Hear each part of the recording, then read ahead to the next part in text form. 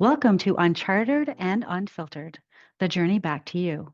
I am Cynthia Jameson, your host, and this is where we break free from the noise and dive deep into what truly matters you. If you're tired of the shoulds, the expectations, and the pressures to fit into a mold that doesn't serve you, you're in the right place. This isn't a podcast about easy answers or sugar coated advice. This is your invitation to reclaim your path, embrace the unknown, and become the bold, unapologetic version of yourself that's been waiting to show up. It's time to get unfiltered. Let's get started. Hello, hello, and welcome back to Uncharted and Unfiltered, a journey back to you. How are y'all doing today? It has been an incredible morning so far, and it's only 11:30 in the afternoon. So this morning, I just want to share something that a little bit of a funny thing because I think there's a huge leadership lesson in it. But this morning, I went out with the Devon Deer, which is our usual run mornings. We go on Monday and we go on Wednesday at 6:15. And today on the run, I paused to take in the sunrise, which was glorious. It was golden and it was totally worth every second. And here's what I didn't realize. I was apparently beside a hidden nest. Now, I didn't know any, all of this was unbeknownst to me. So as I started running again, I heard one of my peer peer runners yell, "Someone's chasing you." And I was like, at first I was like, who's he talking to? Eventually I turned around to see a Canada goose, literally head down, wings out, charging full tilt at me. It was incredible. Like I had never seen anything like this. So you can imagine that I started running faster and I started searching for cover. Wouldn't you? Please tell me that you would. Anyways, a few minutes later, after my heart started to, calm, take a beat, I stopped to take a video of this goose. I was trying to get it in the, in the video with me so that I could explain it and share it with other people because it was just such an interesting interaction. And later I started to think about it, which is why I'm talking to you about it, because there are some leadership lessons here. Let me give you the rest of the story before I give you the leadership lessons. Because the goose, apparently, like I went on about my run, I finished my run, we stopped for coffee, and in the line as we were getting getting our coffees, I found out that the goose actually took flight again. And the goose took flight and actually flew into a cement park bench and toppled over backwards. And of course, my running friends were looking at this goose thinking, what should we do? And of course, nobody wanted to touch it. But, I wouldn't have done anything different. Anyways, this interaction, the more I was thinking about it, the more I thought how this was so interesting and what are the lessons that it can teach us about leadership. And so the first one is we all have blind spots. Firstly, I didn't see the nest. The goose didn't see the bench. So we act fast when we feel threatened, but also without clarity, we can cause more chaos than we can cause calm. The second thing that I thought about is belonging. Belonging matters. So the goose wanted to be part of the Devon Deer gang, and leaders want to be a part of something too. So leaders who feel excluded, who also sense their teams are threatened, can act out of protection rather than perspective, which really ties into the episode I want to get into here today. The third piece is brilliance can distract us. So the morning sun was absolutely gorgeous, stunning. I'm so glad that I stopped to take a picture of it. The picture doesn't even come anywhere near what I actually experienced. And it also blinded the goose. So leaders can get dazzled by big ideas, new opportunities, or personal ambitions, which again is going to wrap into today's episode. So the key that I have here for you is to stay grounded as you rise. So as you start your week, I invite you to start it with presence, with perspective, and with enough humility to ask, what is the lesson in this for me? So, regardless of what you're chasing today or whatever you're chasing this week, think about how you might respond differently with more awareness than I had this morning. So, I thought you might find that useful. I wanted to share that with you. It actually is really, really applicable to today's episode. Because let me ask you something. Have you ever told yourself, this year, I am going to focus on my health. I'm going to slow down. I'm going to not get caught up in work drama. And then out of nowhere, you find yourself spiraling because of something or someone that you can't stop thinking about.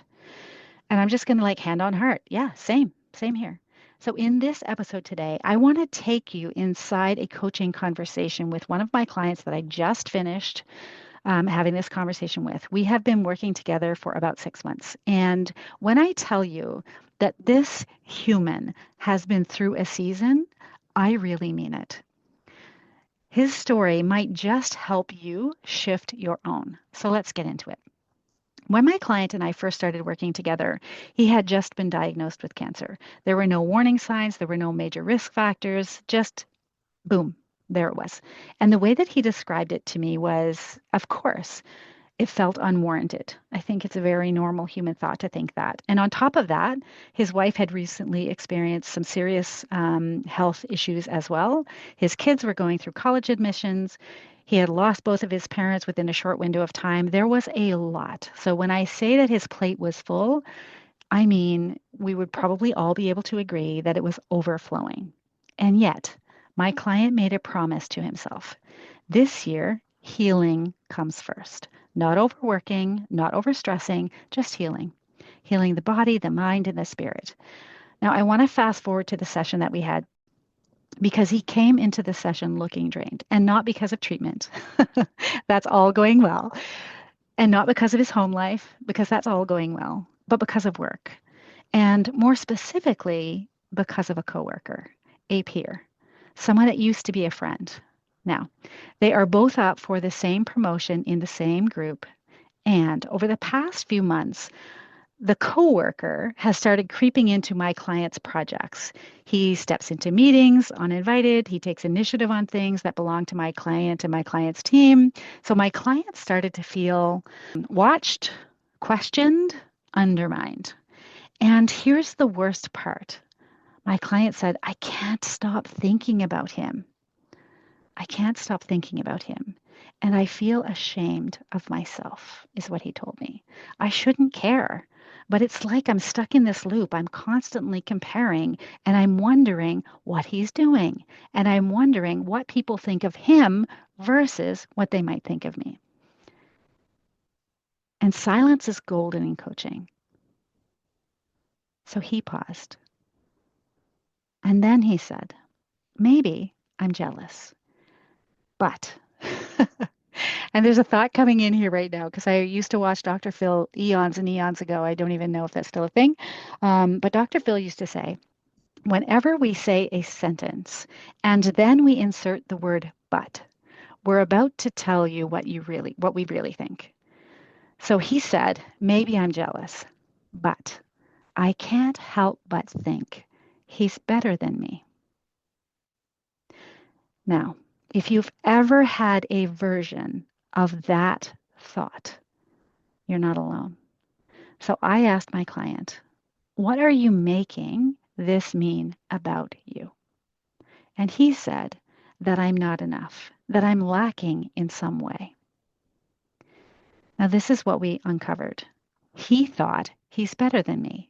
The feeling that it created within him was an inferior feeling. And then the action that he took was to overcompensate, to over-research, to over-explain, to try and prove his worth, to take actions to prove a point. The result? Exhaustion, distraction, and shame. And then he would refocus.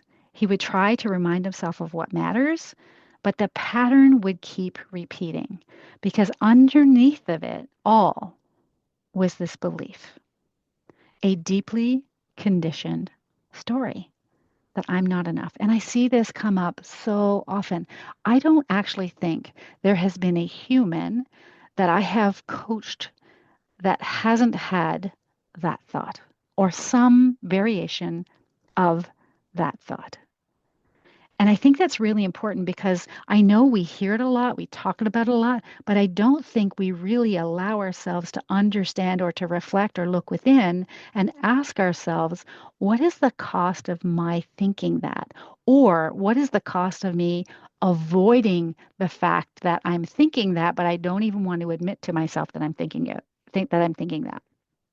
Because then we're in the surface and we're not digging in the subconscious. We're not bringing out what's in the subconscious basement. We're not taking the power that has on us when we're not willing to go there. We're not taking that power back.